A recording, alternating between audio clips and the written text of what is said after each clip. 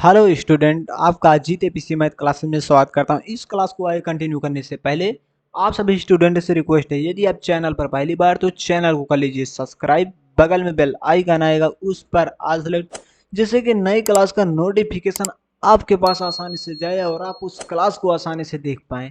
आप कमेंट करके बताइए कि आप किस क्लास के स्टूडेंट हैं, जिससे कि हमारा बेसिक पॉइंट कंप्लीट होती ही हम आपकी क्लास का मैथ स्टार्ट कर सकें। यदि आप बेसिक क्लास की सारी वीडियो नहीं देखें तो मैंने आई बटन पर इस प्रकार आपको वीडियो की स्टार्ट में आई बटन दिखेगा, उस पर क्लिक करके आप सारी वीडियो को देख सकते हैं। इस प्रकार से आपको आई बटन दिखेगा इस कोने में, उस पर क्लिक करके आप सारी वीडियो को देख सकते हैं। ठीक, डिस्क्रिप्शन बॉक्स में उसका लिंक दे दिया हूँ, उस लिंक पर क्लिक करके आप सारी वीडियो को देख सकते हैं। आइए चलिए आज हम इस क्लास को स्टार्ट करते हैं। आज हम आपको बताएं क्या, आज हम आपको बताने वाले हैं परमेय संख्या क्या होती है। ठीक, तो चलिए हम आपको बताते हैं परमेय संख्या क्या होती है। ठीक, देखिए क्या है परमेय संख्या। परमेय संख्या को बोलते हैं रेशनल नंबर। क्या है? परमेय संख्या को बोलते हैं रेशनल नंबर। रेशनल नंबर जान लीजिए किसे कहते हैं। वो संख्या है जिन्हें p बाई क्यू, क्या है, जिसे p बटे क्यू के रूप में लिखा जा सकता हो, जहां p और q पूर्णांक है। जहां p और q क्या है, पूर्णांक। तो मैंने इसके पहले की वीडियो में आपको बताया था पूर्णांक किसे कहते हैं। ठीक, पूर्णांक माइनस, जैसे -3 -2, इसके आगे इन्फिनिटी तक माइनस। माइनस की कोई संख्या क्या है, धनात्मक कोई संख्या हो, क्या है, धनात्मक। माइनस की कोई संख्या, जीरो, प्लस की कोई संख्या, ठीक, +1 +2, कोई भी प्लस की संख्या हो, सारी क्या होते हैं, पूर्णांक ही होते हैं। ठीक, माइनस की कोई संख्या, प्लस की कोई संख्या, शून्य, सारी ही क्या होते हैं, पूर्णांक होते हैं। ठीक, तो देखिए हम इसे देख लेते हैं पुनः। वो संख्याएं जिन्हें p बाई क्यू के रूप में लिखा जा सकता हो, मतलब वो संख्याएं जिन्हें हम p बटे क्यू के रूप में लिखा जा सकता हो, जहां p और q पूर्णांक और q बराबर नहीं हो जीरो, मतलब q not equal to zero के होना चाहिए। ठीक, होना अनिवार्य है। ठीक, होना फिक्स है। ठीक, परमेय संख्या कहलाती है। ठीक, परमेय संख्याओं, क्या है, परमेय संख्याओं के संग्रह को कैपिटल क्यू से प्रदर्शित करते हैं। ठीक, जो परमेय संख्या होती है उसे हम कैपिटल क्यू से लिखते हैं। ठीक, हम देखते हैं यहाँ, अर्थात q बराबर p by Q such dash, क्या है, इसे जो दो बिंदी होती है इसे बोलते हैं सच डैश। ठीक है, सच डैश, सच डैश। p व q पूर्णांक, लेकिन q बराबर ना हो जीरो। जैसे देखिए यहाँ मैंने लिखा गया है p बाई क्यू। ठीक, और यहाँ कहा रहा है q बराबर ना हो जीरो, मतलब आपको p बाई क्यू, q के स्थान पर नीचे हर में है जीरो नहीं होना चाहिए, ना था ये गलत हो जाएगा। ठीक, अगर अंश में जीरो है तो चले, जैसे 0/1 आपकी परमेय संख्या है। ठीक, 0/1 आपकी परमेय संख्या, लेकिन 0/1 आपकी परमेय संख्या नहीं है, क्योंकि क्वेश्चन में कह रहा है कि q बराबर ना हो जीरो की, लेकिन यहाँ q बराबर ना हो जीरो की। देखिए यहाँ क्या है, 0/1 आपकी परमेय संख्या है, लेकिन 1/0 आपकी परमेय संख्या नहीं है। ठीक, ये आपकी परमेय संख्या नहीं है, ये आपकी परमेय संख्या है। ठीक, देखिए मैंने यहाँ आपको एग्जाम्पल के तौर पर कुछ दिया, जैसे -1/2, माइनस की कोई संख्या, क्या मैंने यहाँ मेंशन कर दिया, वो संख्या है जिन्हें p बटे क्यू के रूप में लिखा जा सकता है, जहाँ p और q पूर्णांक है। अब पूर्णांक जहाँ क्या है, p बाई क्यू के रूप में लिख सकते हैं, जहाँ p और q पूर्णांक है। पूर्णांक का मतलब होता है माइनस की कोई भी संख्या आ जाए, प्लस की कोई भी संख्या आ जाए, जीरो कुछ भी आ जाए, लेकिन यहाँ बता रहा है कि q बराबर ना हो जीरो के, तभी परमेय संख्या आपकी होगी। ठीक, तो यहाँ आप देख सकते हैं, जैसे मैंने एग्जाम्पल में दे दिया है आपको, क्या -1/2, और उसके बाद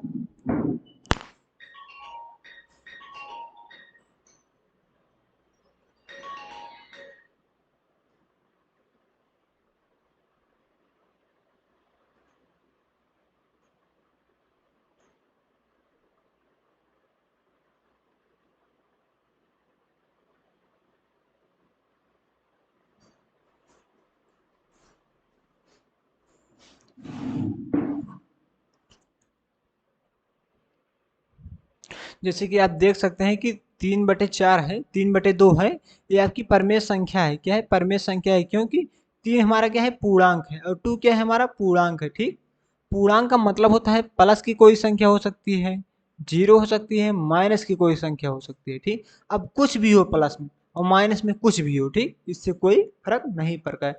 जैसे हम आपसे कह देते हैं क्या, -500, क्या है, माइनस हम आपसे कह सकते हैं कि -500 बटे 112 क्या परमेय संख्या है? बिल्कुल है। कोई भी संख्या हो जिसे हम p बटे q के रूप में लिख सकते हैं और जहां p और q पूर्णांक है, इस कंडीशन को फॉलो करते तो परमेय संख्या है। ठीक, हम समझते हैं कि आपको परमेय संख्या समझ में आ गया है, तो हम इसे जो इसकी स्टेप पार्ट है इसे हटा देते हैं। उसके बाद आप इसे नोट कर लीजिए। ठीक, और नोट करके आप इस पे अच्छी खासी प्रैक्टिस करिए और आप इसे समझ लीजिए। ठीक, यदि आप समझ गए तो आपको हमेशा के लिए याद हो जाएगा। ठीक, तो हम आपको चलिए बताते हैं अपरमेय संख्या क्या होती है। ठीक, अपरमेय संख्या क्या होती है। ठीक, आप इसे नोट कर लीजिए, वीडियो को पॉज करें और इसे नोट करें। जब तक आप नोट नहीं करेंगे तब तक आप भूल जाएंगे, इसलिए आप नोट करके जरूर याद करें, इसे समझें, याद करें, बार बार इसे प्रैक्टिस करें। इस वीडियो को 1 से 2 बार देखें। ठीक है, हम चलते हैं अपरमेय संख्या को देख लेते हैं। देखिए इसके कुछ मैंने नोट पॉइंट दे दिया है। क्या नोट पॉइंट?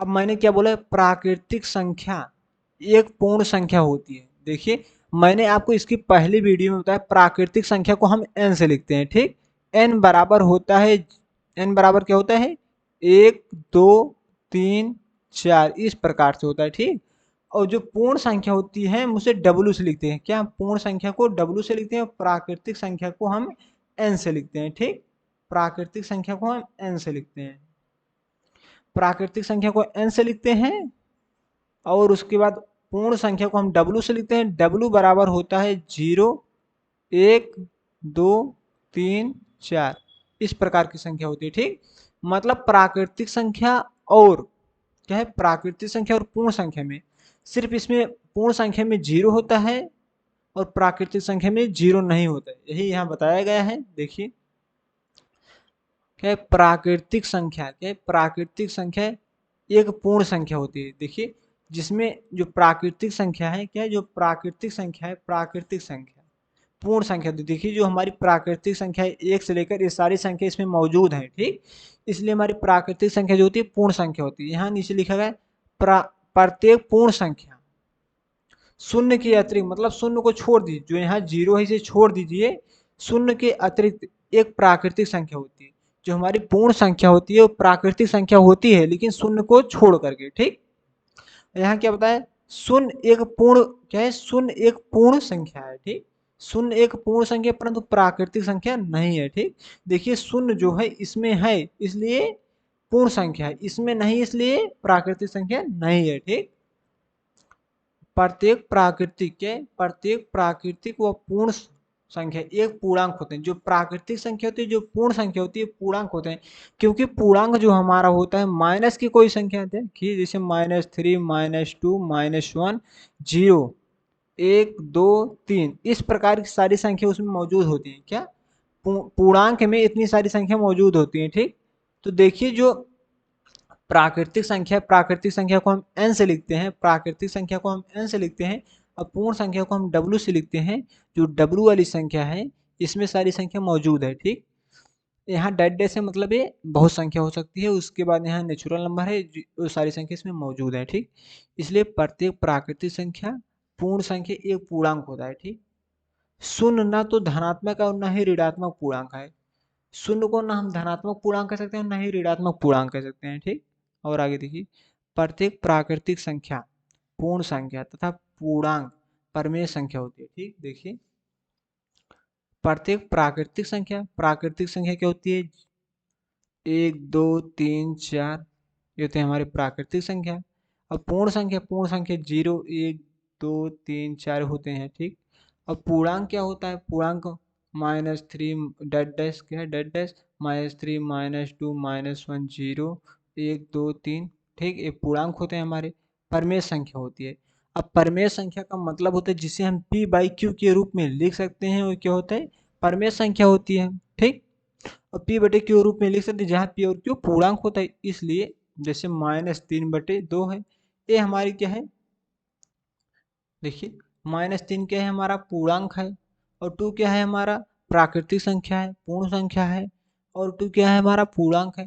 ठीक, इसलिए सब क्या होते हैं, परमेय संख्या होते हैं। ठीक, यहाँ दो परमेय संख्याओं के मध्य, क्या है, दो परमेय संख्याओं के मध्य अपरिमित रूप से अनेक परमेय संख्या होती है। ठीक, से दो परमेय संख्या आपको दी गई है, उसके बीच में अनेक परमेय संख्या होती है, मतलब बहुत सारी परमेय संख्या होती है। अभी हम आपको ज्ञात करके दिखा देते हैं, ठीक। दो संख्याओं के बीच अनेक परमेय संख्या कैसी होती है, ठीक। दो परमेय संख्या के बीच हम आपको बहुत परमेय संख्या बताएंगे। देखिए, जैसे हम आपसे पूछते हैं 4, क्या है, 4 और 5 के बीच में कितनी परमेय संख्या, 4 और 5 के बीच में बहुत परमेय संख्या हम आपको ज्ञात करके भी दिखा देते हैं, ठीक। ये इसके लिए हम एक स्पेशल क्लास लेंगे जिसमें हम आपको सिखाएंगे दो परमेय संख्याओं के बीच में एक परमेय संख्या ज्ञात करने, एक से अधिक परमेय संख्या कैसे ज्ञात किया जाता है, ठीक। चलते हैं हम और आगे देखते हैं अपरमेय संख्या क्या होती है। अपरमेय संख्या, ठीक। अपरमेय संख्या को कहते हैं इरेशनल नंबर, ठीक। इरेशनल नंबर, अपरमेय संख्या को क्या कहते हैं, इरेशनल नंबर। तो वही संख्या है जिन्हें हम p बाई, क्या है, वही संख्या जिन्हें हम p बाई क्यू के रूप में व्यक्त नहीं किया जा सकता हो, जिसे हम p बटे q के रूप में व्यक्त नहीं कर सकते हैं, जहां p और q पूर्णांक है, क्या है, जहां p और q पूर्णांक है। पूर्णांक आपको मैंने बता दिया, प्लस का कोई संख्या, माइनस की कोई संख्या, जीरो, सारी ही पूर्णांक होते हैं। लेकिन q बराबर नहीं है जीरो, क्या है, इसमें क्या है, q बराबर नहीं है जीरो, इसमें भी वही कंडीशन है, q बराबर नहीं है जीरो, ठीक। और हम आपको बता रहे हैं कुछ, ठीक,